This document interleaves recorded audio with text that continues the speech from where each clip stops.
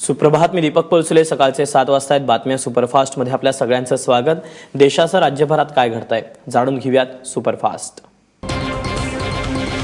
नोटाबंदीनंतर रांगेत उभं राहण्याची सवय लागलेल्या नागरिकांना आज काहीसा दिलासा मिळण्याची शक्यता आहे. मात्र असं असलं तरी सलग सुट्ट्यांमुळे बँका सुरू आज होणार आहेत. त्यामुळे आज एटीएम बरोबरच बँकांमध्ये गर्दी पाहायला मिळणार आहे.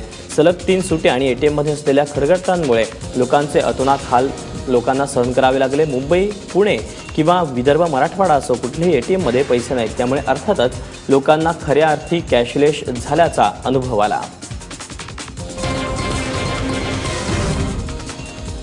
नोटबंदीनंतर निर्माण झालेला चलन तुटवडा 35 दिवसानंतरही कायम आहे. एटीएममध्ये पैसे नाही आहेत तर बँकाही एका ठराविक रक्कमपर्यंतच पैसे देत आहेत. त्यामुळे सर्वसामान्यांचे प्रचंड हाल होत आहेत. मात्र असं असलं तरी बँकांकडून काही व्यावसायिकांना थेट लाखोंची रक्कम बदलून देण्याची ऑफर मिळते.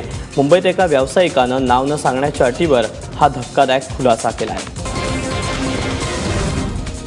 बुलढाणा जिल्ह्यातील मलकापुरात 2 गटात झालेल्या किरकोळ वादाचं रूपांतर दंगलीत झालं. त्यामुळे मलकापुरात दगडफेक आणि जाळपोळीचं सत्र पाहायला मिळालं. यावेळी दंगल शमवण्याचं आवाहन करायला गेलेल्या आमदार शेनसुख संचेती यांच्यासह पोलीस अधीक्षक आणि पोलीस उपअधीक्षकही जखमी झालेत. काल दुपारच्या सुमारास या वादाला सुरुवात झाली. यामध्ये काही वाहनांची जाळपोळही करण्यात आली. औरंगाबादमध्ये मुख्यमंत्र्यांच्या सभेत गोंधळ घालणाऱ्या छावा संघटनेच्या कार्यकर्त्यांना पोलिसांनी डांबून ठेवल्याचा आरोप करण्यात येतोय. या विरोधात पैठणमध्ये कडकडीत बंद पाळण्यात आला. रविवारी औरंगाबादेत मुख्यमंत्री देवेंद्र फडणवीस यांची जाहीर सभा झाली. त्यावेळी छावा संघटनेच्या कार्यकर्त्यांनी सभेत घुसून आरक्षणाच्या मागणीसाठी गोंधळ घातला. गोंधळ घालणाऱ्या कार्यकर्त्यांना पोलिसांनी ताब्यात घेऊन सभा संपेपर्यंत डांबून ठेवल्याचा आरोप करण्यात येतोय. नाशकात काही कोट्यवधींच्या नोटाबदलीनं खळबळ माजली. या प्रकरणी एका महंत सुधीरदास आणि एका संघटनेचा जिल्हाध्यक्ष आणि एका उद्योगपतीला काही काळ ताब्यात घेऊन सोडून देण्यात आलं. हे तिन्ही जण एका हॉटेलात नोटाबदलीसाठी आले असल्याची माहिती आयकर खात्याला मिळाली. यानंतर आयकर खात्यानं या तिघांसहित रोकडही जप्त केली. या कारवाईत तब्बल 2 बॅगा भरून नोटा सापडल्याची चर्चा आहे. रात्री उशिरापर्यंत त्यांची चौकशी सुरू होती. जबाब नोंदवल्यानंतर त्यांना सोडून देण्यात आलं. कॅशलेस व्यवहाराला चालना देण्यासाठी नीती आयोग एक योजना आणू इच्छित आहे. जर तुम्ही कॅशलेस व्यवहार करत आहात तर तुम्हाला आता 10 लाख रुपये जिंकण्याची नामी संधी मिळणार आहे.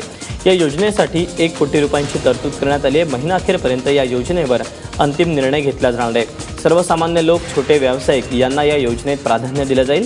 कॅशलेस व्यवहारावेळी होणाऱ्या प्रत्येक व्यवहाराच्या क्रमांकाचा एक लकी ड्रॉ काढला जाईल आणि विजेत्या ग्राहकाला हे 10 लाख रुपये मिळणार आहेत. कल्याणमधील विठ्ठलवाडी बस डेपोजवळ पिसाळलेल्या कुत्र्यानं धुमाकूळ घातलाय. आतापर्यंत कुत्र्यांनी 8 मुलांना चावा घेऊन त्यांना गंभीर जखमी केले. कुत्र्याच्या हल्ल्यात जायबंदी झालेल्या मुलांना उल्हासनगरच्या मध्यवर्ती रुग्णालयात दाखल करण्यात आलंय. दरम्यान या घटनेनंतरही कुत्रा मोकाट असल्याची माहिती मिळते. त्यामुळे पालिका प्रशासनाच्या दिरंगावर स्थानिकांकडून संताप व्यक्त करण्यात येतोय. अतिक्रमणाच्या कारवाईवेळी खासदार चंद्रकांत खैरेंनी केलेली शिवीगाळ अशोभनीय असल्याचं औरंगाबादचे पालिका आयुक्त ओमप्रकाश बकोरिया यांनी म्हटलं. औरंगाबादेत अतिक्रमणाची कारवाई सुरू होती, ज्यात अनेक धर्मस्थळांनी केलेलं अतिक्रमण हटवलं जात होतं. मात्र या कारवाईवेळी चंद्रकांत खैरेंनी अधिकाऱ्यांबरोबरच आयुक्त बकोरिया यांनाही शिवीगाळ केली. दरम्यान मी चर्चेच्या माध्यमातून हा तिढा सोडवण्यास तयार आहे, मात्र मंदिरांवर बुलडोझर फिरू देणार नाही, असं खासदार चंद्रकांत खैरे यांनी म्हटलं. कारनं चिरडल्यामुळे 2 भावंडांचा दुर्दैवी मृत्यू झाल्याची घटना रविवारी मुंबईतल्या कुलाबा परिसरात घडली. 12 वर्षांचा अक्षांश ध्यानी आणि 7 वर्षांचा अभय ध्यानी अशी अपघातात मृत पावलेल्या मुलांची नावं आहेत. या प्रकरणी कफ परेड पोलिसांनी लान्स नायक संतोष कुमार राय आणि त्यांची पत्नी संगीता यांना अटक केली. दरम्यान 15,000 रुपयांच्या जात मुचलक्यावर रॉय दाम्पत्याची जामिनावर सुटका झाली. घटनेच्या वेळी संगीता रॉय आपल्या पतीकडून कार शिकत होत्या. मात्र ब्रेक दाबण्याऐवजी एक्सिलेटर दाबण्यात आल्यामुळे ही दुर्घटना घडली. दुग्धविकास मंत्री महादेव जानकरांनी केलेल्या टीकेचा अजित पवारांनी पुन्हा एकदा त्यांच्या शैलीत समाचार घेतला. इंदापुरात नगरपालिका प्रचारादरम्यान ते बोलत होते. महत्त्वाच्या पदावर असताना जपून बोलावं. मी स्वतः मंत्रिपदावर असताना त्याचा अनुभव घेतलाय, असंही पवारांनी आवर्जून म्हटलं. भगवानगडावर झालेल्या भाषणात जानकरांनी अजित पवारांबद्दल अपशब्द वापरले होते. त्यावरून त्यांच्यावरही मोठी टीका झाली.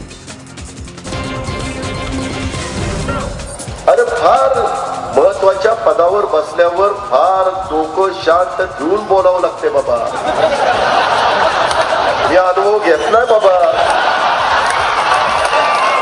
मी त्याच्यानंतर नाही चूक केली.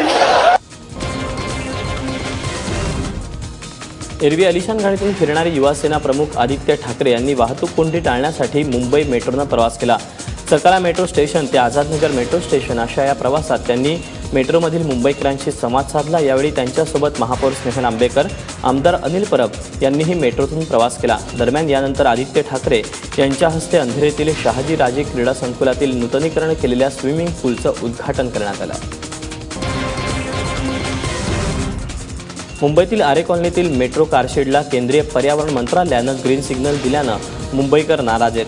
या विरोधात आरे कॉलनीतील मेट्रो कारशेडच्या प्रस्तावित जागेसमोर पर्यावरणप्रेमींनी शांततापूर्ण आंदोलन केलं. आरे कॉलनीत मेट्रो कारशेड झालं तर सुमारे 2400 झाडं तोडावी लागणार आहेत. शिवाय आरेमधील सुमारे 100 एकर जमिनीवरील वनसंपदा नष्ट होणार आहे. आरे कॉलनीतील वन्य प्राण्यांच्या संचारावर निर्बंध येतील. त्यामुळे आरे कॉलनीतील मेट्रो कारशेड नको अशी स्पष्ट भूमिका पर्यावरणप्रेमी मुंबईकरांनी घेतली आहे. मुस्लिम भागातील एटीएममध्ये सरकार जाणून बुजून पैसे टाकत नसल्याचं वादग्रस्त विधान एमआयएमचे अध्यक्ष असदुद्दीन ओवैसी यांनी केलं. लातूरमध्ये नगरपालिका निवडणुकांच्या प्रचाराच्या दरम्यान ते बोलत होते. यावेळेला त्यांनी मोदी सरकारवरही जोरदार टीका केली. नोटाबंदीचा निर्णय हा मुस्लिम समाजाला तापदायक झाला. मुस्लिम भागांमध्ये असणारी एटीएम रिकामी आहेत. इथल्या बँका उघडल्या जात नाहीत असे अनेक आरोप त्यांनी सरकारवर केले. मुंबईकरांसाठी बहुप्रतीक्षित एसी लोकलची चाचणी आजपासून सुरू होणार आहे. कर्जत आणि खोपोली दरम्यान ही चाचणी घेतली जाणार आहे. चेन्नईच्या कारखान्यातून 5 एप्रिलला ही लोकल मुंबईत दाखल झाली होती. मात्र तेव्हापासून तिचा मुक्काम कुर्ला कारशेडमध्ये. या एसी लोकलसाठी काही आवश्यक बदल करण्याची गरज होती. त्यानंतर आता या लोकलचा ट्रायल रन सुरू होणार आहे. त्यामुळे लवकरच ही लोकल मुंबईकरांच्या सेवेत रुजू होण्याची चिन्ह असून येत्या उन्हाळ्यात मुंबईकर गारेगार प्रवास करू शकतील. जळगावच्या विजय चौधरीनं सलग तिसऱ्यांदा महाराष्ट्र केसरीवर आपलं नाव कोरलंय. खरं तर गेल्या वेळी सरकारनं त्याला पोलीस दलात नोकरी देण्याचं आश्वासन दिलं, पण अजूनही त्याला नोकरी मिळाली नाहीये. माझा कट्ट्यावर विजयनं याबद्दलची खंत बोलून दाखवली. देतील वाटतं कधीतरी. म्हणजे तुला असे वर्षानुवर्ष जिंकावं लागेल अशी स्थिती आहे. म्हणजे मला त्याचं काय झालं पुढं? ॲक्च्युली त्यावेळी आम्ही मुख्यमंत्र्यांना निवेदन देऊन प्रोसेसमध्ये आश्वासन घेऊन ती गोष्ट प्रोसेसमध्ये आली आहे. पण वर्षभर आम्ही फॉलोअप घेतोय त्या गोष्टीचा, पण ती अजून प्रोसेसमध्ये आहे असंच सांगितलं जाते. ट्रिपल महाराष्ट्र केसरी विजय चौधरीनं मुंबईतल्या शिवसेना भवन इथे शिवसेना पक्षप्रमुख उद्धव ठाकरेंची सदिच्छा भेट घेतली. यावेळी विजय चौधरीचे प्रशिक्षक अमोल बुचडेही उपस्थित होते. विजयनं हिंद केसरी जिंकून महाराष्ट्राची शान आणखी वाढवावी अशा शुभेच्छा उद्धव ठाकरेंनी दिल्या. तसंच विजयला सरकारी नोकरी मिळवून देऊ असं आश्वासन उद्धव ठाकरेंनी दिलंय. यावेळी मुंबई महापालिका निवडणुकांसंदर्भात छेडलं असता मुंबई महापालिकेचा आखाडा आम्हीच जिंकू अशी प्रतिक्रिया उद्धव ठाकरेंनी दिली. अरबी समुद्रातल्या नियोजित शिवस्मारकाच्या भूमिपूजनाला अखेर मुहूर्त मिळाला. येत्या 24 डिसेंबरला पंतप्रधान नरेंद्र मोदी यांच्या हस्ते अरबी समुद्रात जिथे शिवस्मारक उभारला जाणार आहे त्या ठिकाणी मोदी जाऊन भूमिपूजन करणार आहेत.